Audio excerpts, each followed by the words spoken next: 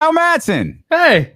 Hey, what's happening? You said you were getting Trista's Jordans, and you sent it to the highest possible so that means you sent it to Michael Jordan. No, I've gone directly to the source. In this case, it probably would have had to have gone to Travis Scott. But no, it's the highest person that I can get them to. Oh, okay. It's the highest. I can't ask any higher than this. Right. But she's size 6, so that's tough. Right. You're a size 10.5. That's a little bit easier. Oh, okay. That's good to know. Yeah. Good. Hey, Kyle, I like that hat you got on. That Expos hat is cold. Thanks, man. It's one of my favorite collection. Wasn't this supposed to I take that back. Maybe the Yankees weren't that good. But I was about to say, wasn't this supposed to be the 94 World Series? Yeah, there's a patch on the side. I don't know if you can see it with my headphones, but it's a fake 94 World Series patch because there was, of course, no World Series that year because of the strike. And the Expos were loaded. Yeah. And a lot of people think that they might have gone to the World Series. Yeah. It looks fantastic with your hoodie as well, which I feel like I need to send you some new hoodies. This is my go-to hoodie. I have a lot of hats that match it. You need to have a couple of more go-to hoodies. Okay. We have a lot of hoodies over at DeLoandKC.com, which we don't talk about it every day. We should. You can go there right now. That reminds me. See you guys. And you're right. I need to go there because you know what I did for the first time in months today? Nope. Shower? No, I take probably too many showers actually. But this morning took Reese to school. I threw a hoodie on. It was a little chilly. No, that's dramatic, bro. No, bro. It was not chilly. Bro, at 8 o'clock, it was a little chilly, and there was water on the windshield on the car. You park further away from the sprinklers. Like it was. You stop that. I'm telling you, man. It was the first. I was like, because yesterday I went outside to take him to school. I was okay. I didn't fall out and die, but I was like, hey, it's a little chilly out here. That's the best part about working in San Francisco and getting into the city at 7 a.m. It's hoodie weather year round. Gosh, bro. I went down to San Francisco last weekend. It was 102 here in Sacramento last Saturday. I went to San Francisco, San Rafael, San Francisco. 69 was the high. Nice. Come on, man. Yeah. Nice. It's great. It was. I phoned it. I love San Francisco's weather. It's unbelievable. Yeah, I'm kind of over the 90 plus degrees for the last 2.5 months. Like I'm good on that. I think it's over. We had one last burst. It's over now. It's going down. I'm in Oakley, so I get high 90s, low hundreds. So I leave in the morning. It's 60 degrees. In San Francisco, it's 50 degrees. And then when I leave work, it's like 70. And when I get home, it's 100. Jeez. Oh, layers for days. That's now that reminds me, the hoodie was only on for about an hour. I'm not saying I kept it on the whole time. I'm just saying if you're up early enough nowadays, you may need one. Hoodie weather preseason. That is not true at all. You're sensitive. That's not even remotely true. I was outside at 7. It was not hoodie weather. Well, you were probably also exercising. What? You're in a different area. Oh yeah, there's big temperature differences between Elk Grove and Roseville, boy. That's big. I'm by the water. Oh, for God's sakes, Kyle Madson, 95 game. Ocean breeze, Delta breeze. Kyle Madson with the. I mentioned this earlier. Hat tip to Kyle. I heard from our friend Chris Biederman that that you had a show last night following 49ers football. You had a show today, and yet you're still here with us. You probably got 47 articles to write for Niners Wire as well. So thanks for being here. Yeah, I would do this over. This is my favorite thing to do. So it's Kyle's easy. Quitting his job at 95.7 The Game just to make sure he doesn't miss the Friday hit. Exactly. Like, coach, I can't make it today. Anything to take away from these 3 games, like good or bad? We know Kyle Shanahan hates the preseason, and last night was as basic as it can be. You watch with a keener eye than I do. Do you have any takeaways from these 3 games? No, it was about what I expected. Like, I don't feel any differently about the 49ers' chances this year than I did going into the preseason. Their offensive line was a concern for sure going in, and you saw it last night. But for the most part, it was like, it was okay, I guess. But the fact that Eric Branch from the San Francisco Chronicle reported they're trying to trade for an offensive lineman, which I think they need to do, and I think they probably need to overpay to do that. But that was going to be an issue going into the year. I thought we'll see what it looks like with Trent Williams and Mike McGlinchey in there, and maybe Daniel Brunskill at one of the guard spots. So that'll be interesting to watch. And then Trey Lance was what I thought he would be. He's not super accurate. He's not super polished, but that's why he's going to play. Like there's stuff he's only going to fix by playing. So it'll be a little bit of a roller coaster, but that's not anything like new. I think that was for the most part something we knew would be the case. Kyle, help us clarify or make sense of what we saw last night from that offensive line. It was atrocious. It was terrible. The performance gets an F. Just is what it is. But how many possible starters did we see on the line last night? Like, if they had to start the season on Sunday, how many of those guys that played would be starters? 3 of them. The 3 interior guys. But the Trent Williams not being there is a big deal. Like that's a massive, massive deal. And Mike McGlinchey not being there, is Mike McGlinchey the best right tackle in the league? No, but I think he's pretty underrated, especially by Niner fans. And he's better than Colton McKivitz, who started out there last night. So that's a difference maker. Like that will fix some of the problems. Game planning will fix some of the problems. But they definitely can't have situations where anytime a defense wants to pin their ears back and send a blitzer up the middle, they're going to get home. Like that can't be the case. So they definitely have to play better, but it wasn't, I'm not going to write them off entirely yet because it will look so much different with their starting tackles. I thought, by the way, before we leave the offense, so are they going to cut Trey Sermon? Yeah. Man, not gonna make it.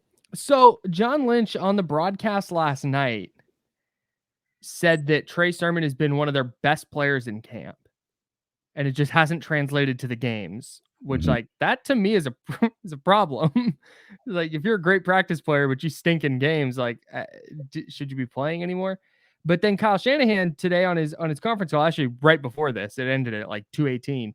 He was saying that he's been super happy with Trey Sermon, and he thinks that Trey Sermon can be a productive player for them. And so maybe that's just them talking up a player, trying to increase his trade value. Maybe it's honest. Maybe they really like Trey Sermon, but I didn't see anything from him in the preseason that made me think like, oh, they got to keep this guy. He's probably, if he makes the team, he's probably their 4th running back, and he's probably not even up on game days unless there's an injury. Like that's what I think we're kind of looking at. There was an injury. They're always an injury. But Kyle, help me out. There's one specific play, right, that I need you to help me out here, because it's to me, the first thought was it was an indictment on Trey Sermon. But it was the 4th and 1, 4th and 2 play where nothing was in the middle, and he just kind of tiptoes around, isn't decisive with making a cut, gets stopped for like a 2 or 3 yard loss. Obviously, we just talked about the offensive line and how they weren't very good at all. But just looking at it from a observer's point of view, it looked like that was typical Trey Sermon, like indecisive, not very fast. We saw the running back from the Houston Texans who ran all over him in the first drive. Dameon Pierce. They talked about how there was a couple times where the play was blocked to go one way, but you read where the defense was, made a quick cut, and did all that. The complete opposite of possibly what Trey Sermon did on that play. Am I reading that situation wrong, or it seemed like that was a microcosm of who he's been for the first year and some change? A little bit, but also that was a horribly blocked play. Like that I don't think there was any running back in the league that was generating yards there. But to that point, that's the biggest issue with Trey Sermon is I have yet to see. He had a couple of really nice runs last night, but it's very rare that he's generating his own yards. Like Tyrion Davis-Price had that run against Minnesota where he stiff arms the defensive tackle, gets tripped up, keeps his hand on the ground, lowers his shoulder into a defensive back, runs him over, and then gets taken down. He created yards there. I've never seen Trey Sermon do that. And that to me is where it's like, man, it's just not there. And it wasn't there last year. Obviously, he had no role in the offense when they were healthy enough to suit up Elijah Mitchell or Jeff Wilson. And I didn't see anything in games this year, at least, that made me think like, oh yeah, that's a back they have to keep.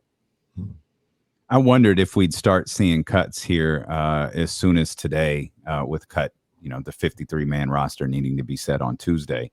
How difficult do you think the process is going to be for Kyle Shanahan and John Lynch to get this roster down to 53? It's going to be really tough because I think they've got a decision to make at quarterback with Nate Sudfeld and Brock Purdy, whether they're going to keep one or both of those guys. I thought Purdy over the last couple games especially was better than Sudfeld was. But it's not all just what you're seeing in preseason games. Like there's a lot that's going to go into that. And I don't think the Niners want Trey Lance's running mate in his rookie season or his first year as a starter being a 7th round rookie. Like I don't think that they want to go that route. They have Jimmy Garoppolo. Right. And they got to figure out what they're doing with Jimmy Garoppolo. Michael Lombardi reported today that they could, or he's hearing that they will keep him until September 10. So keep him on the 53-man roster and then cut him the day his salary is supposed to become guaranteed. So if you're doing that, not on Tuesday though, doesn't it? No, it doesn't. So his contract's not guaranteed until September 10th. So they can keep him on the 53-man roster until the day before the season opener. But what I mean is you're cutting someone else though. Correct. Keep him on the 53. Right. So that's where things get. So they have to figure out what they're doing with Sudfeld and Purdy, because if they decide to keep both, you're not keeping a 4th quarterback. That's insane. Right. Like keeping 3 is already tough. They have to figure out if they're going to keep 4 or 5 running backs. They have to figure out if they're going to keep 8 or 9 offensive linemen. They got to figure out if they're going to keep 9, 10, or 11 defensive. Like there's a ton of little tweaks that they have to make to their roster. And it's back end of the roster stuff, I think. Like their depth chart for the most part, I think is pretty set. But when it comes to figuring out who their 53 best players are, because that's the goal. Like you have your 53. There's no hard number that you have to have at each position. There's a number you'd like to have and kind of a, standard minimum, but they have to figure out how they're going to fill in the back end of the roster with their 53 best guys. Kyle, do the 49ers have the best defense in football? Yeah, I have not admittedly watched enough other defenses to say that definitively, but if you told me by week 8 that they had the best defense in football, I wouldn't be shocked at all. Like they should have a top 5-ish defense this year. It's a really, really good unit. They are good at all 3 levels. Jimmy Ward being out the first 4 weeks, he's supposed to go on IR once he makes the 53. So he has to miss a minimum of 4 weeks. That'll hurt for sure. But if they're healthy, man, there's it's really hard to find weaknesses in their defense. And if they're rushing the passer as effectively as they did in 2019, they're going to be really, really good. Jimmy Ward going to the short-term IR the first 4 weeks of the season, not too big of a deal then? It's a little bit of it's a deal. And I wouldn't call it it's not a big deal if like Nick Bosa being out for 4 weeks is a big deal. Sure. It's not that level, but you're facing Russell Wilson and the Broncos in week 3. You're facing Matthew Stafford and the Rams in week 4. Without Jimmy Ward, who's seen Russell Wilson and played against him a million times, who's played against Sean McVay a million times. And your starter is going to be like George Odom. Let's not gloss past Geno Smith in week number 2 either. That's also a player that they're going to play against. Yep. Well, okay, no, but Geno Smith, for example, Geno Smith will let it rip. And they have Tyler Lockett. They have Tyler Lockett and DK Metcalf getting down the field. Like that could definitely be a problem. Like Jimmy Ward being out, it's definitely a deal. Like it's definitely a thing. But I think they have enough in their secondary and in their pass rush. And DeMeco Ryans is an excellent defensive coordinator. So if there's any defensive coordinator in the league not named like Bill Belichick that is going to solve that problem, I think it's him. He dealt with way bigger issues in the secondary last year, and they figured it out. So I think they'll be okay. Trey Lance, we're all going to examine every single throw that he has, every single snap that he takes year. As much as I'm excited for him and I'm interested in looking forward to what he's able to do. Realistically, you ask me, I don't think he's going to have an MVP type season. But do you think he's ready right now to have, everybody, you guys know what I mean when I say this because replacements happen, a true Pro Bowl season? Like, can he get to that level, or is he a little below that here? Then if he's a little below, is that still good enough for this team to win at a high level? Yeah, if he's a little below that, they can definitely still win. But like Mac Jones last year was a Pro Bowler as a rookie, and he was fine. Like he wasn't incredible. He was 68% completion rate's pretty good, but he was 3,800 yards, 22 touchdowns, 13 interceptions. Like that's not off the table, I think, for Lance. The completion rate is. He's not completing 67 or 68% of his throws. But if he's completing 59, 60% in year one, that's a step forward for him. And I think if he's doing that and he's hitting those layups and he's letting his playmakers make plays, he's gonna put up some numbers that I think will be in that. And then you add in the rushing element as well. I don't think he'll make the Pro Bowl, but if he's in that kind of realm, I definitely think that they can make a run. Are you leaning towards anyone in specifically for that backup quarterback spot? I'm picking Sudfeld if I have to pick one of the two. Okay. Just they guaranteed $2 million for him, and I'm like, Brock Purdy's fine, but are they gonna win or lose a Super Bowl because they chose Nate Sudfeld over Brock Purdy? I don't think so. Is there anything we're missing here with this team roster? Somebody sneaking in there? I know, what's the offensive lineman? I think he's a right guard, maybe a left guard. Jason Poe? Yeah. Is there somebody that we're kind of missing out on? They're like, I know Sammy Womack. Everybody loves him and what he's been able to do. But is Poe that guy that we've kind of just, they might have one right here? Maybe. He's an undrafted free agent from Mercer. He is like 6'1", 300 pounds, just a dump truck of a human. But I guess from what I understand, the team loves him. Like Trent Williams is a big Jason Poe guy, and that kind of stuff matters. And maybe he's not ready by week 1 to be a starter, but if they go with Aaron Banks and Aaron Banks is up and down and Poe just kind of keeps getting better, I wouldn't be surprised if he steps in and plays at some point. But that's the left guard spot, right? Yeah. And I don't know if that happens week 1, but still, it's an incredible story. Shout out to Jason Poe. One NBA question before you go. I have a music question for you guys after, but go ahead. Oh.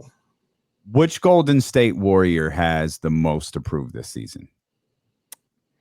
Oh, let's see. Oh, that's an easy one.